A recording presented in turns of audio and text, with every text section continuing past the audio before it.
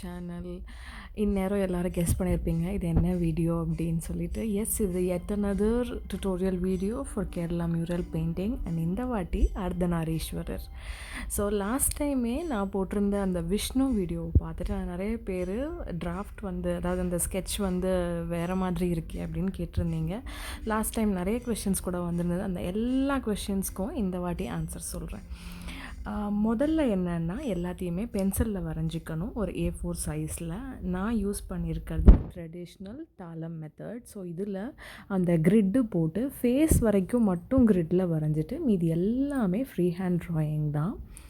So இதில் right சைடில் வந்து பார்வதி வர்ற மாதிரி, அவங்களோட ஆக்சசரிஸ் அது எல்லாமே ரைட் சைடில் வர்ற மாதிரி, லெஃப்ட்டில் வந்து சிவனோடது. ஸோ கிரீடம்லேருந்து தலை முடியிலிருந்து எல்லாமே ரைட்டுக்கும் லெஃப்ட்டுக்கும் டிஃபர் ஆகும்.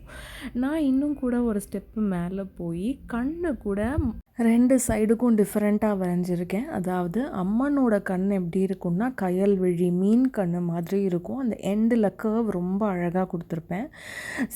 சிவனை பொறுத்த வரைக்கும் அந்த அளவுக்கு கர்வ் இருக்காது. அதே மாதிரி லிப்ஸும் ரைட்டுக்கும் லெஃப்ட்டுக்கும் ரொம்ப மைல்டு டிஃப்ரென்ஸ் காட்டியிருக்கேன். இதில் என்ன பண்ணணுன்னா, பேஸ் லைன் வந்து கேன்வாஸ் ஷீட், அதுக்கு மேலே எல்லோ கார்பன், அதுக்கும் மேலே நீங்கள் வரைஞ்ச A4 ஷீட், அதை வச்சு ட்ரேஸ் எடுத்துக்கணும். எப்பயுமே கேரளா மியூரலில் எல்லோ கார்பன் வச்சு மட்டும்தான் ட்ரேஸ் எடுக்கணும். ஏன்னா ப்ளூவோ இல்லை வேறு ஏதாவது கலர் வச்சு ட்ரேஸ் பண்ணும்போது அதோட அச்சு வந்து திரும்ப திரும்ப அந்த ஒயிட் கேன்வாஸில் விழுந்துகிட்டே இருக்கும்போது அது வந்து நீட்டாக வராது, கலர் ஸ்மட்ஜ் தெரியும். இப்போ வந்து நான் அவுட்லைன் கொடுத்துட்ருக்கேன். எந்த 2 கலர்ஸ் வச்சேன்னா scarlet red and burnt sienna, இது ரெண்டுத்தையும் ஈக்குவல் ப்ரப்போர்ஷன். அதை வச்சு 1 ட்ராப் வாட்டர் ஆட் பண்ணி 000 ப்ரஷ், லோக்கல் ஸ்டேஷ்னரி ஷாப்பில் கிடைக்கிற 000 ப்ரஷ் வச்சு அவுட்லைன் கொடுத்துட்ருக்கேன். இந்த அவுட்லைன் ரொம்ப முக்கியம். ஏன்னா நம்ம மேலே மேலே கலர்ஸ் கொடுக்கும்போது நம்ம கொடுத்த எல்லோ கார்பன் கண்ணுக்கே தெரியாது. ஸோ இந்த அவுட்லைன் கொடுக்க வேண்டியது ரொம்ப அவசியம். நெக்ஸ்ட்டு வந்து எல்லோ வாஷ். எல்லோ வாஷ்ன்னு சொல்கிறது என்ன அப்படின்னா, பேசிக்காக கோட்டிங் தான்.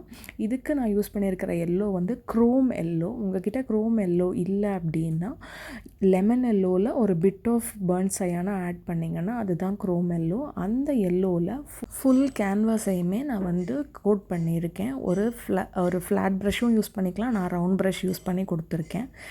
அது முடிஞ்சதுக்கப்புறமா நெக்ஸ்ட்டு சிவனோட சைடு ஃபேஸ் பெயிண்டிங் ஸ்டார்ட் பண்ணுறோம். அதுக்கு நம்ம யூஸ் பண்ணியிருக்கிற கலர்ஸ் வந்து எல்லோ அண்ட் ப்ரௌன். இது ரெண்டுத்தையும் எல்லோ 2 ட்ராப்ஸ்னால் ப்ரௌன் ஒரு 1/2 ட்ராப் அந்த அளவுக்கு தான் ஆட் பண்ணியிருக்கேன். ஆட் பண்ணி மிக்ஸ் பண்ணி எப்படி கொடுக்கணுன்னா, பார்டர்ஸில் டார்க்காக கொடுக்கணும்.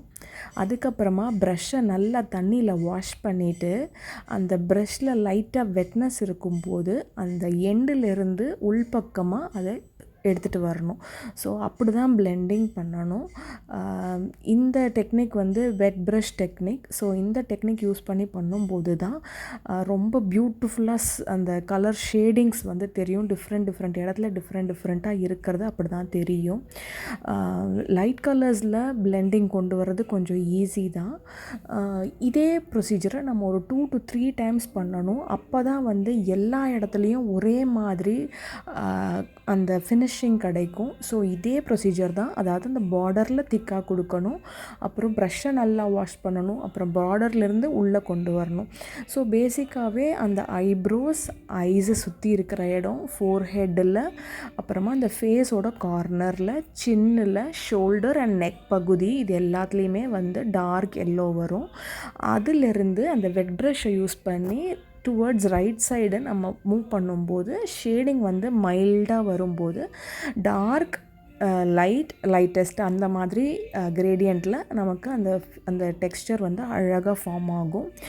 நோஸ்லேயும் ஒரு சைடில் வந்து கொஞ்சம் டார்க்னஸ் தெரியணும். ஸ்னேக்குக்கும் நம்ம ஒரு இடத்துல வந்து டார்க் கொடுத்துருக்கோம். இதே கலர் பேட்டர்ன்ஸ் தான் கிரீடமுக்கும் வரும். அதாவது அம்மனோட கிரீடமுக்கும் அதே மெத்தட் யூஸ் பண்ணி தான் அங்கேயும் அந்த மாதிரி பண்ணியிருக்கோம். நெக்ஸ்ட்டு நம்ம என்ன பண்ண போகிறோம் அப்படின்னா, இந்த ஒரு டெக்னிக்கை அச்சீவ் பண்ணுறதுக்கே நமக்கு நிறைய டைம் ஆகும். ஏன்னா கேன்வாஸ் காயணும், காஞ்சதுக்கப்புறம் நம்ம அடுத்தடுத்து கொடுக்கணும். இந்த மீன்வாயில் நம்ம மேலே கீழே அப்படி இப்படி கொஞ்சம் மாற்றி மாற்றி ஒர்க் பண்ணிப்போம். இப்போ மேலே ஃபேஸில் ஒர்க் பண்ணது காஞ்சிட்ருக்கு அப்படிங்கிறதுனால பாடியில் அந்த கிரேடியண்ட்டை கொண்டு வர ட்ரை பண்ணிகிட்ருக்கேன். ஸோ இது ஓரளவுக்கு செய்யும்போது மேலே காஞ்சிரும். அப்போ நம்ம செகண்ட் தேர்ட் கோட் போகலாம் அந்த மாதிரி. ஏன்னா அது வெட்டாக இருக்கும்போதே மேலே மேலே பண்ணோன்னா அது வந்து கரெக்டாக நமக்கு தெரியாது நம்ம சரியாக பண்ணியிருக்கோமா இல்லையான்னு. ஓரளவுக்கு ஹாஃப் ட்ரை இல்லை ஒரு 70% ட்ரையாக இருக்கும்போது தான் நம்ம அடுத்த ஷேடுக்கு போகும்போது நம்ம ஆல்ரெடி பண்ணது என்ன எஃபெக்ட் கொடுக்குது அப்படின்னு தெரிஞ்சுட்டு ஃபர்தராக ப்ரொசீட் பண்ண முடியும். இப்போது சிவனோட தலை முடிக்கு பேர்ன்ட் ஆம்பர் அந்த கலர் யூஸ் பண்ணிகிட்ருக்கேன். பேர்ன்ட் ஆம்பர் எப்படி வரும் அப்படின்னா burnt sienna plus black. Burnt sienna 2 proportions அப்படின்னா பிளாக் வந்து 1 ஹாஃப் கூட எடுத்துக்கலாம். ஸோ அதே மாதிரி தான் பார்டரில் டார்க்காக கொடுத்துட்டு வெட் ப்ரஷ் வச்சு அந்த பார்டரில் கொடுத்த கலரை உள்ளுக்குள்ளே எடுத்துகிட்டு வரேன். அந்த மாதிரி வரும்போது அது வந்து லைட்டர் ஷேட்ஸ் கொடுக்கும். ஸோ ப்ரஷ்ஷை அடிக்கடி வாஷ் பண்ணுறது ரொம்ப ரொம்ப முக்கியம். இந்த மாதிரி டிஃப்ரெண்ட் கலர்ஸில் ஒர்க் பண்ணும்போதும் இல்லை ஷேடு கொண்டு வர ட்ரை பண்ணும்போதும் மல்டிபிள் டைம்ஸ் வாஷ் பண்ணணும். அதே மாதிரி 2 ஜார் வச்சுக்கோங்க வாஷ் பண்ணுறதுக்கு.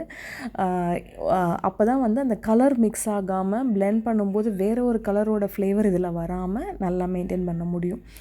நெக்ஸ்ட்டு பார்வதியோட ஃபேஸ் ஷேடிங்க்கு போகிறோம். பார்வதியோட ஃபேஸ் ஷேடிங் அச்சீவ் பண்ணுறது ரொம்ப ரொம்ப கஷ்டமாக இருந்தது. ரீசன் என்னென்னா நம்ம யூஸ் பண்ண கலர் வந்து green which is dark pigment, எல்லோங்கிறது லைட் பிக்மெண்டட். ஸோ அதில் ஒரு ஷேடு கொண்டு வர்றது கொஞ்சம் ஈஸியான வேலையாக இருந்துச்சு.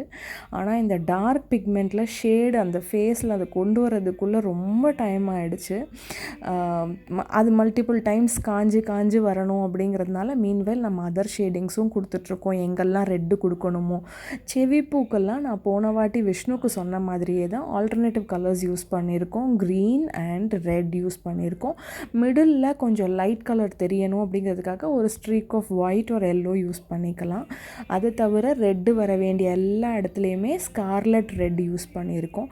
சிவனோட தலை முடியை பொறுத்த வரைக்கும் அது ஜடாமுடிக்கு வந்து நம்ம பிளெயினாக ஏதாவது கொடுத்தோன்னா அந்த பேட்டர்ன் வந்து அவ்வளோ அழகாக தெரியாது. அந்த பேட்டர்ன் அழகாக தெரியும் போது தான் அந்த பெயிண்டிங்க்கே ஒரு எலிவேஷன் கிடைக்கும். இதுதான் நான் க்ளோஸ்அப்பில் காட்டுறேன் உங்களுக்கு. அந்த ஜடாமுடிக்கு நான் கொடுத்த அந்த கர்வ்ஸ் அந்த வேவ்ஸ் எப்படி போட்டிருக்கேன் அப்படிங்கிறது. ஏன்னா இது வந்து அவ்வளோ ரிலாக்ஸிங்கான ஒரு விஷயம். இதை பண்ணும்போது அவ்வளோ ரிலாக்ஸிங்காக இருந்தது. அதோட எண்டு ப்ராடக்ட் பார்க்கும்போது செம்ம ஹாப்பியாக இருந்தது. அதுக்கப்புறமா எங்கெல்லாம் பிளாக் அவுட்லைன் கொடுக்கணுமோ எல்லா இடத்துலையுமே பிளாக் அவுட்லைன் கொடுத்தாச்சு. எங்கே ஒயிட் கொடுக்கணுமோ அது எல்லாமே ஒயிட் கொடுத்தாச்சு. ஃபேஸை பொறுத்த வரைக்கும் மூக்குத்தி, கண், அதுக்கப்புறமா அந்த நெட்ரிக்கன், அதுக்கப்புறமா அது அங்கே வர பட்டை, இது எல்லாத்துக்குமே ஒயிட் கொடுக்க வேண்டியது இருந்தது.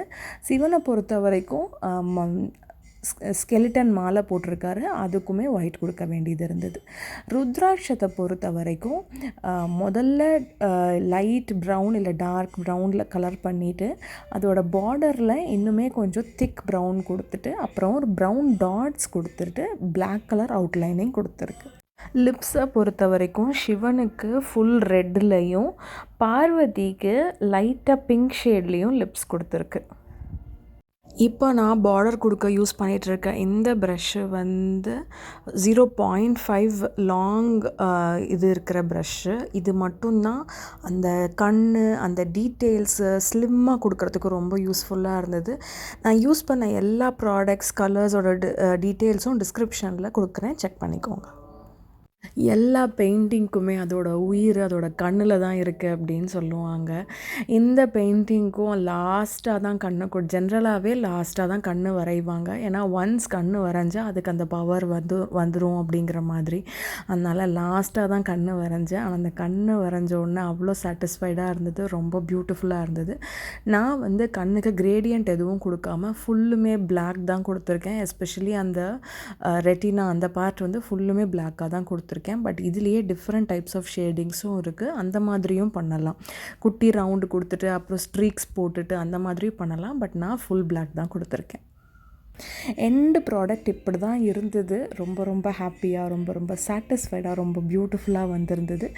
இந்த பெயிண்டிங், இந்த டுட்டோரியல் உங்களுக்கு யூஸ்ஃபுல்லாக இருந்ததா? இல்லை இது எப்படி இருக்குது? உங்கள் ஃபீட்பேக் என்ன? உங்கள் கமெண்ட்ஸ் என்ன?